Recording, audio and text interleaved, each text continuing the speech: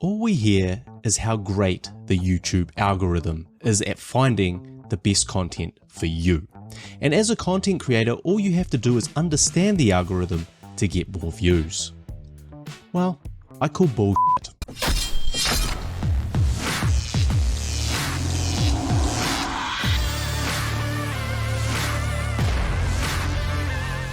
You see, I have a love-hate relationship with YouTube.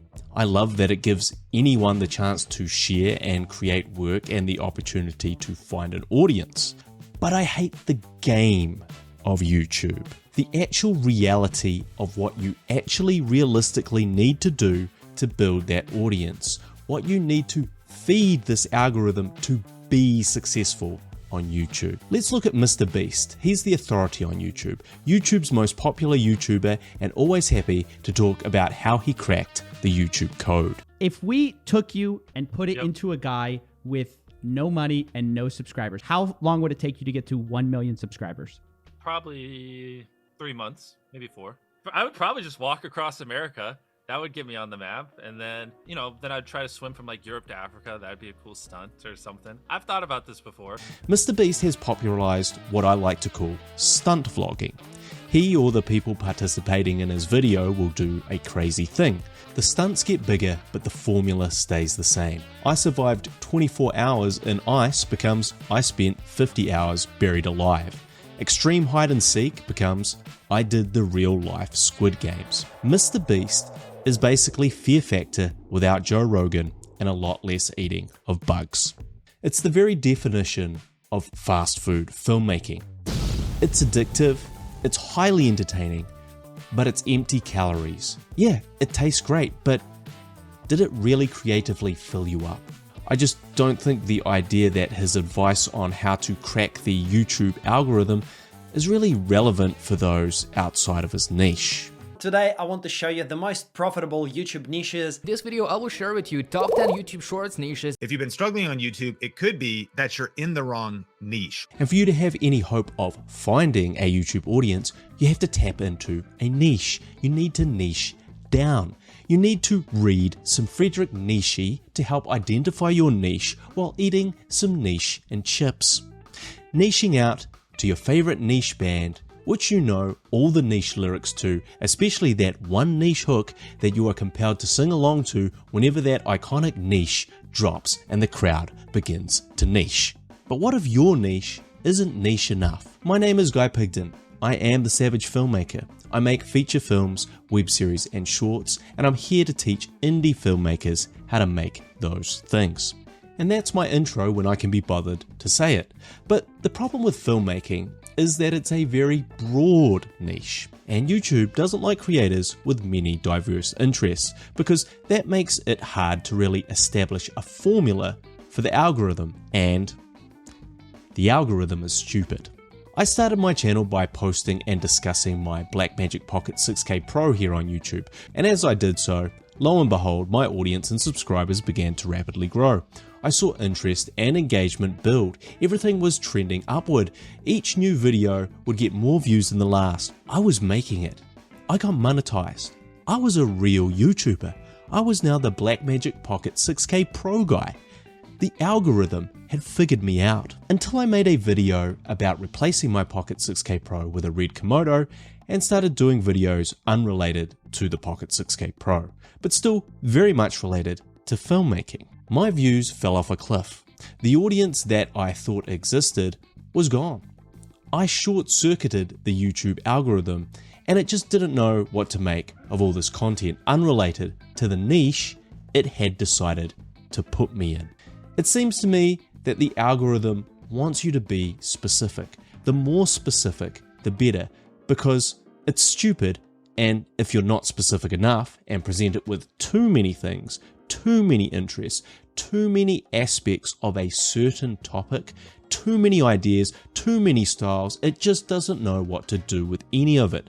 So it does nothing. The algorithm only really works for you if you dumb it down. Keep it simple and never ever deviate from the thing it's decided that you are. This is what's called the death of creativity, folks. The most glaringly obvious example of this is when I release my vlog series surrounding my trip to a film festival in Amsterdam. Now, to me, this vlog series had everything. High adventure in a beautiful foreign land, a peek into the glamorous world of prestigious film festivals, and a hero's journey story with many burning questions. Would my film win the award it was nominated for? Would I make it into the country with a temporary passport? What can you see and do in Amsterdam? And what is it like to attend one of these grand festivals as a modest indie filmmaker? And I consider it to be some of the finest work that I've created for this channel. This series to this day is my worst performing series of videos since starting the channel, and I mean less popular than my very first video when I started the channel. I mean absolutely DOA. Flatline. This vlog series didn't just underperform, it completely killed my channel's momentum, meaning newer videos with my regular formula did worse than they did prior to the vlog series. But I think part of the reason my audience didn't tune in is because the YouTube algorithm didn't tell my audience this vlog series existed to tune in, because it was so confused by this totally different style of video that didn't feature any 6K Pros or M1 MacBooks or film gear that it just melted the algorithm's tiny little brain. YouTube is not about innovating, but maintaining a successful status quo. And this is an incredibly depressing thought for creatives because part of the joy of creation is the idea of risk-taking. They say madness is doing the same thing over and over again and expecting different results. On YouTube, madness is trying something different on the same channel and expecting the same results. You follow? The algorithm rewards formulas, not creativity. It's not actually about finding your audience as much as it is about finding a formula the algorithm can feed to a certain audience, and that audience is not really yours at all. Which brings me to the meaninglessness of subscriber counts because of this stupid f***ing algorithm. I've busted my ass for my paltry 3.4K subscribers. I spent hundreds of hours trying to provide knowledge and value, to educate and inform, to entertain you, to create something that surprises you, that gives you a laugh, and all for that just to maybe, hopefully just maybe, get one more happy, contented, curious click on the subscribe button. Whenever I see I've got one more sub, my heart soars. I found another friend. Oh, new friend! Someone I can entertain and help. Someone that I can show my content to in this tiny little piece of YouTube real estate I'm trying to build through good old-fashioned graft and hard work. Except the YouTube algorithm doesn't care about any of that. The YouTube algorithm doesn't show all 3.4K subscribers when one of my new videos drop. No, it only shows my new video to the subscribers it thinks might like that particular video content based off what else they've been recently watching. So what the hell's the point in working towards subscriber goals when the algorithm's just gonna dictate which of them see my work anyway? How will you ever start liking new things if they don't even show it to you? The algorithm thinks it's smarter than you, and it will only recommend things it's already gauged you like. And yes, you could hit the notification bell along with subscribing, but what kind of psychopath does that? Which brings me conveniently to creator burnout. Creator burnout. Burnout is tough. Creator burnout. Creator burnout. Creator burnout. Because of the unrelenting pressure to post new videos. But what nobody is talking about is that the burnout could be just as much about having to make the same thing over and over and over again to remain successful. So is it any wonder YouTubers lose their passion for content creation so quickly? It also means that a lot of really successful channels end up with really repetitive content, because when these content creators find this formula, this niche, whatever you want to call it, it actually becomes something very damaging to the quality of that channel. Here is a case study on how this works. The Everyday Dad started as a guy who reviewed lots of different things, particularly camera gear. He liked to compare different low budget options and show you how to use them from the perspective of, yes, an everyday dad. His content was honest and likable and refreshingly down to earth, because he's an everyday dad. But then something happened. The Mac M1 computers were released and the YouTube algorithm loves Apple content. Suddenly, the everyday dad went from honest, likable, to some type of weird M1 Mac crack addict overnight. Talking almost exclusively about Mac M1 products with hundreds of videos on Apple's new computers, all of which said almost exactly the same thing in a slightly different way. The honesty and likability was gone because all of his videos were the same video, like really the same. And him actually testing the products and showing them being used in helpful ways was replaced in favor of just talking vaguely about his Apple products, even openly admitting he's not testing anything to back up his observations. Personally, I've started moving away from running my own benchmarks because I'm just some guy in a basement. His once great catchphrase, "If I can figure it out, you can figure it out," had taken on a much different meaning because what the everyday dad figured out is that everyday formula to pump the YouTube algorithm for all it was worth. And this is why the algorithm is stupid. Mediocre content replaced good content. Varied topics became one topic that was covered in less detail with lower standards, and this all led to a huge boost in subscribers and views for each video. Isn't that the opposite of how the algorithm should reward content creators on this platform? And look, I don't want to pick on Gary for finding a way to make a living here on the platform. The everyday dad has everyday expenses and everyday kids that need everyday shoes, and he has to do his everyday shopping, and all this leads to everyday bills, and you best believe that he's earning a lot more than everyday dad money talking every couple of days about every Mac ever.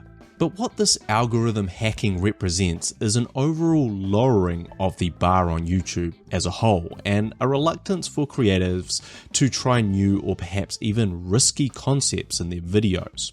You ever watch a movie or show or listen to some new music that really annoys you, and then you go away and you think about it? It's on your mind. There's something about that thing that agitated you so much it needs reflection. It needs time to be processed. Then a few days or weeks later you go back to it and realize it's actually a masterpiece. There's no scope for that type of discovery on YouTube. That video gets a few thumbs down, low watch time and audience retention, and it goes right in the bin. Good art is about taking risks and trying to innovate. The algorithm is not set up to accommodate this principle, and I think it means that we, the audience, lose out, while we, the creators, sell out. A YouTube video complaining about YouTube seems like another great way to prove exactly what I'm talking about. Should I be worried about what YouTube think about this? No. I mean, what are they going to do?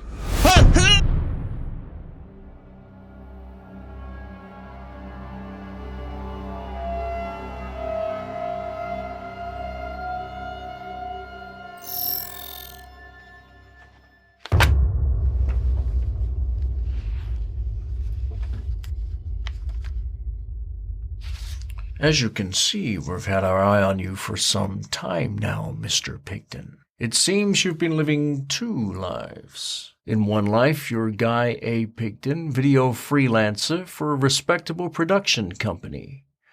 You teach digital media, you pay your taxes. And every evening you browse online adult material involving famous Disney cartoon characters. No, I don't. Your other life is lived in the YouTube community, where you go by the hacker name, the savage filmmaker, and are guilty of virtually every content creator crime we have a law for. One of these lives has a future, and one does not. I'm going to be as forthcoming as I can be, Mr. Pigden. You're here because you criticized the big red machine. YouTube. My colleagues believe that I am wasting my time with you, but I believe that you wish to do the right thing. We're willing to wipe the slate clean, give you a fresh start. And all we're asking in return is your cooperation in redacting your video. Wow. That actually sounds like a pretty good deal.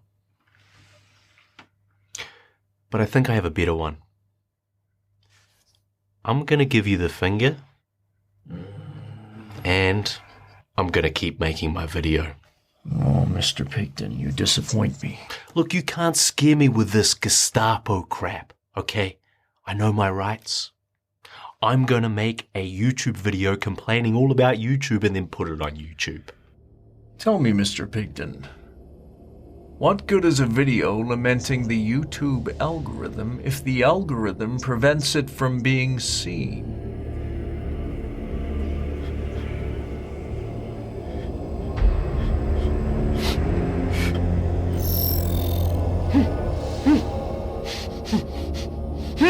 You're going to help us, Mr. Pigden, whether you want to or not. But look, at the end of the day, what do I know? I mean, after all, I'm just a bitter small-time YouTuber mad that his videos don't get more views. Does that sound like the opinion of someone you could really trust? YouTube is great. I love YouTube. And we should all remember what side our bread is buttered on. I think we can all agree on that. If you've enjoyed this video or found it helpful, please consider giving it a like and subscribing. As always, I am the Savage Filmmaker, and I'll see ya when I see ya.